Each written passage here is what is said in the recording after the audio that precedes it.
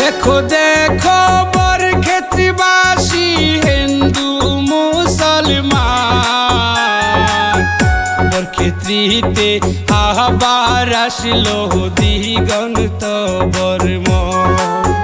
বরক্ষেত্রীতে আবার আসলো দিগন্ত বর্মণ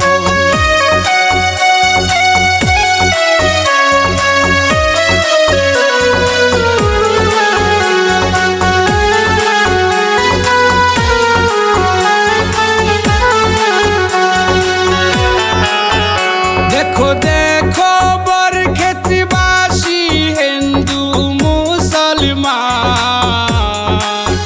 बरक्षेत्रीते आবার আসলো দিগন্ত বর্মণ বরক্ষেত্রীতে আবার আসলো দিগন্ত বর্মণ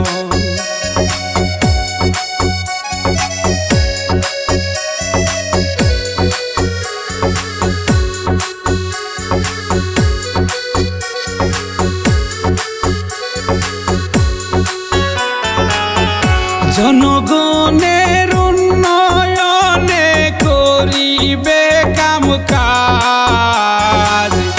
গরিব দুঃখীর পাশে থাকবে দিগন্ত বর্মণ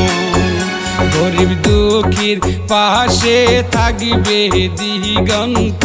বর্মণ জনগণের উন্নয়নে করিবে কাম কাজ গরিব দুঃখীর পাশে থাকবে দিগন্ত বর্মণ গরিব দুঃখীর পাশে থাকবে দিগন্ত বর্মণ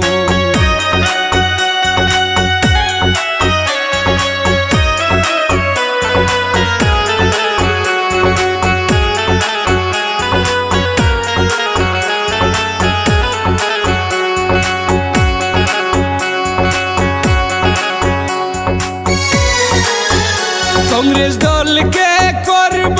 সাপোর্ট দেব আমরা বরক্ষেত্রীতে আবার আসলো দিগন্ত বর্মণ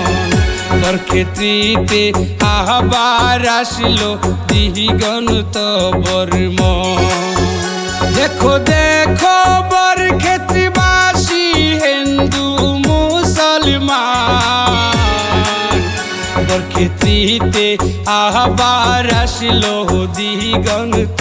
বর্মণ বরক্ষেত্রীতে আবার আসলো দিগন্ত বর্মণ।